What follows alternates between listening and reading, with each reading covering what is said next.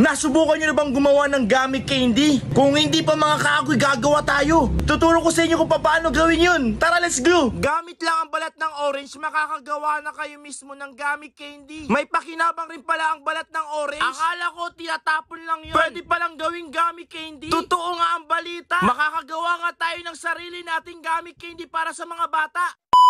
Sa buong buhay ko mga kaagoy, akala ko sa balat ng orange ay wala ng pakinabang. Yun pala ay magagamit natin para gawing gummy. Kaya agad-agad ako pumunta ng palengke para bumili nga ng 10 piraso ng orange. At tukurin lang natin dito yung balat mismo ng orange. Yan ang gagawin nating mismong gummy candy. Akalain mo yun mga kaagoy, balat ng orange pwedeng gawing gummy candy. Wow, ang lupit naman yun. Pagbabalat pala ng orange mga kaagoy, dapat hindi maliliit. Ganyan dapat ang size niya. Kapag maliliit ang pagbabalat mo, mahihirapan tayo niyan. Para makagawa na nga tayo ng gummy candy, nilabas ko na nga itong aking kawali. Sa 24 years na ako nakatira dito sa ibabaw ng mundo, ngayon lang ako natutong gumawa ng gummy candy. Bali, hugasan pala natin itong ating orange na balat. Hugasan natin ng maigi para hindi na paulit-ulit na hugasan mamaya. Kumuha na rin pala ako ng tubig na wasa dito. Bali, ang una natin gagawin dito mga kaagoy ay palalambutin muna natin itong ating balat ng orange. Mga 5 to 7 minutes lang natin pakukuloy itong ating balat ng orange. Bago natin ito linisin ulit ng maigi.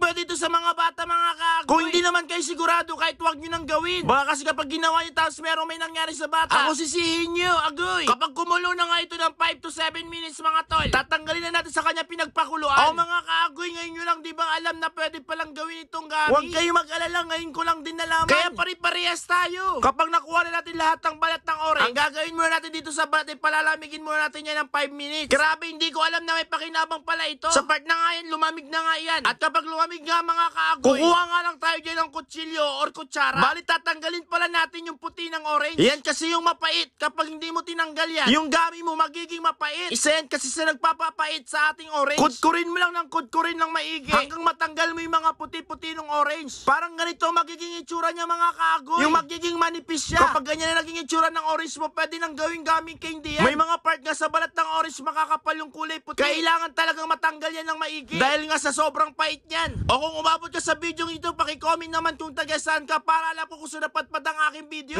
Pagkatapos nga yun mga kaagoy, naglagay na ulit ako ng tubig na wasa. Dahil pakukuloyin ulit natin ito ng 5 to 7 minutes. Ginawa ko yan mga kaagoy para matanggal talaga yung pait ng orange. Bali, 2 beses pala ito pakukuluan. Kapag kumulo ng maigi ito sa pangalawang beses niyang pinakuluan, ibig sabihin pwede na. Kaya unti-unti ko na nga tinanggal ito sa kanya pinagkuluan. Malapit na nga maging gummy candy itong ating balat ng orange. Pagkatapos ko na nga tinanggal sa kanya pinagkuluan, pinalimig ko muna nga ito ng 5 minuto. Mga kaagoy, kapag kumakain kayo ng gummy candy, alam nyo yung size. Kaya sa paghahati natin dito, ganun ang gagawin nating size. May pahaba na manipis, merong pahabang mataba. Minsan sa gummy candy, merong hindi pantay-pantay. Basta lahat ng balat ng orange mga kaagoy, hatiin lang natin yan. Kapag nahati na natin lahat yun, hindi tubig na wasang gagamitin natin, kundi tubig mineral. Isinaot ko na nga itong aking kawali. At pagkatapos nilagay ko na nga ulit ito sa kalan. Maglalagay lang nga tayo ng kalahating kilong asukal dito. Depende sa choice nyo yan mga kaagoy, kung kalahati or 1/4 lang ang ilalagay nyo. Pakukuloy lang natin ito hanggang ma-dissolve tong ating asukal. At mga kaagoy, kapag kumulo na nga, saka mo naman na ilagay itong balat ng orange. Dahan-dahan lang natin ito ilalagay para hindi matapon. At saka haluin natin yan to the left, to the right. Hayaan lang natin kumulo ito. Kapag kumulo na nga ng ganitong itsura niya, at kung naging malapot na nga ganitong itsura niya mga kaagoy, saka mo naman natanggal nitong balat ng orange. Medyo sticky nga lang ito mga tol. Dahan-dahan nga lang natin itong ihango. Malapit na nga tayo makagawa ng gummy candy. Pagkatapos dun mga kaagoy, saka mo naman na patutuyuin ito. Dahan-dahan lang nga natin ito isabi sa kanya pagpapatuyuan. Yung mga iba nga nahuhulog dahil hindi kasya. Okay lang yan, at least matutuyo. Patutuyuin natin ito ng 2 oras. At kapag natuyo na siya ng 2 oras mga kaagoy, kumuha na tayo ng malinis na lalagyan at maglagay tayo ng asukal dito. Mga kalahating asukal nga lang ang gagamitin natin dito mga kaagoy. At dahan-dahan nga lang natin ilalagay itong ating gummy candy na nagawa natin. Alam nyo naman ang gummy candy may asukal. Kaya lalagyan rin natin ng asukal itong ating gummy candy. Pagkalagay nga natin sa kamo, haluin ng maigi para dumikit yung asukal sa ating ginawang gummy candy. O diba mga kaagoy, nakagawa tayo ng sarili nating gummy candy gamit ang balat ng orange. Talaga naman may pakinabang talaga ang balat ng orange. Yung balat ng orange talagang nagmukhang gummy candy talaga. Astig diba mga kaagoy? Naku, ano kaya ang lasa nito? Gummy candy nga ba or hindi? Sa 10 balat ng orange, ganito karami nagawa natin. O diba mga kaagoy, nakagawa tayo mismo ng sarili nating gummy candy gamit ang balat ng orange. Ganun pala ginagawa tong gummy candy na to.